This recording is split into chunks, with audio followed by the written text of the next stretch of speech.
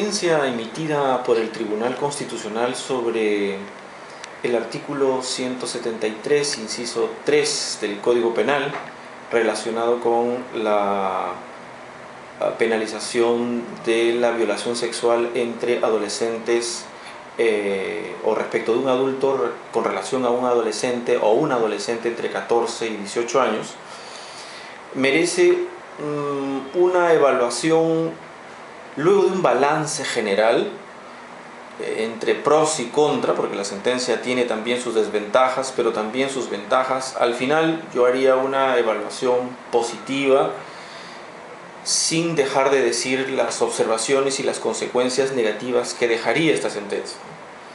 Primero empiezo por la positiva. Bueno, creo que esta sentencia excluye del ordenamiento jurídico una disposición penal que generaba una distorsión dentro del ámbito de la protección penal de las relaciones sexuales entre jóvenes y adolescentes.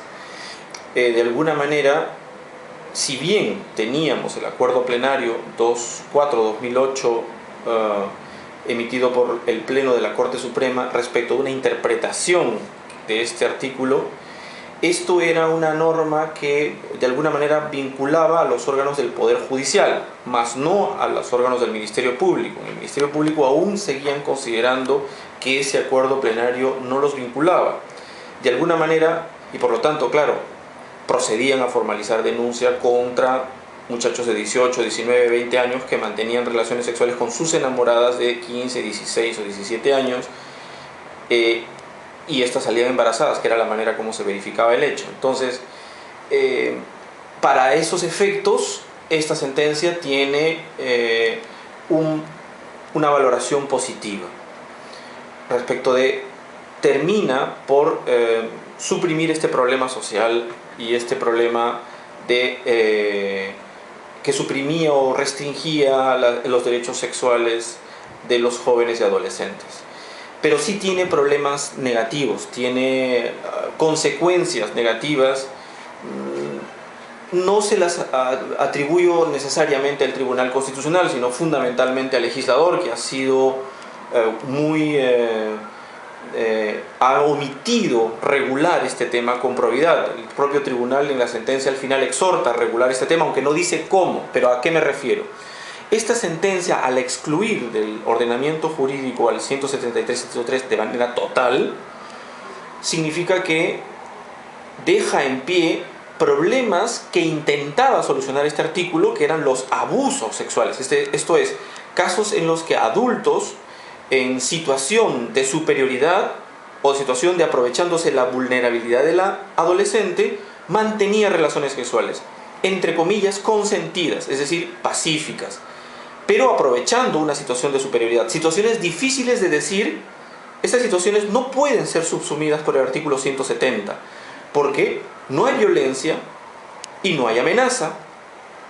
Son situaciones de aprovechamiento de situaciones de inferioridad de la víctima que no son cubiertas por el 170. Eso no ha tenido en cuenta esta sentencia. Por lo tanto, siguen en pie cómo tipificar estos casos en los que hay abuso contra estas adolescentes, aprovechando su situación de inferioridad, obteniendo su consentimiento, entre comillas, y manteniendo una relación sexual, entre comillas, pacífica, aprovechándose de esa situación de superioridad. Reitero, no puede ser cubierta por el 170.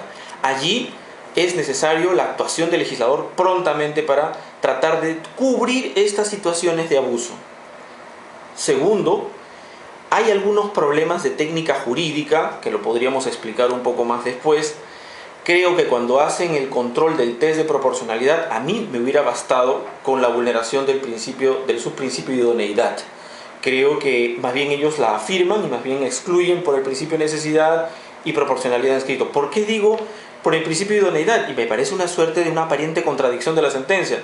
Si dice que entre 14 y 18 no hay libertad, no hay indemnidad sexual, sino lo que se protege es la libertad, quiere decir que cuando yo hablo de idoneidad, hablo de un fin constitucionalmente lícito. Si ya el tribunal dice que en esa franja de edad no es la indemnidad lo que se protege, sino la libertad, y ellas hacen uso de su autodeterminación sexual, no hay necesidad, no hay un bien jurídicamente protegido. la intervención penal no se justifica por idoneidad. No hay un fin constitucionalmente legítimo que proteger. Una cuestión técnica, si uno quiere decirla. Y finalmente, con el tema de los efectos, porque hay una parte en la sentencia que dice que no gozarán de excarcelación y no se liberarán aquellos que han sido condenados con el 173, inciso 3, pero cuyos hechos haya habido involucramiento de violencia, amenaza o abuso sexual, ¿no? Esos seguirán presos y no se beneficiarán de esta sentencia que saca del ordenamiento el 173, inciso 3. Pero aquí hay un grave problema. Es casi seguro, por la idiosincrasia y porque uno conoce la realidad judicial de nuestro país, que varios de los casos en los que ha habido condenas por el 173, inciso 3, no se ha analizado si hubo violencia o hubo amenaza. Es muy probablemente que basta con la edad que se haya impuesto la pena y no se detienen como el tipo penal no lo exige, no se han detenido a analizar. Por lo tanto, difícilmente van a tener que ser, yo creo que sí tienen que ser excarcelados y probablemente por ahí se filtren casos en donde verdaderamente hubo un abuso. Y repito, el tribunal considera que el 170 puede cubrir todos estos casos. Yo no creo que puedan ser cubiertos por todos estos casos.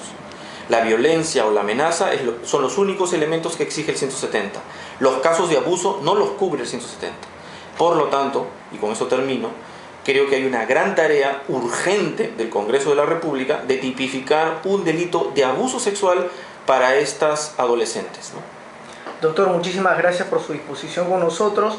Ha sido gratificante contar con la opinión de un especialista como usted. Hasta otra oportunidad. Buen día. Gracias.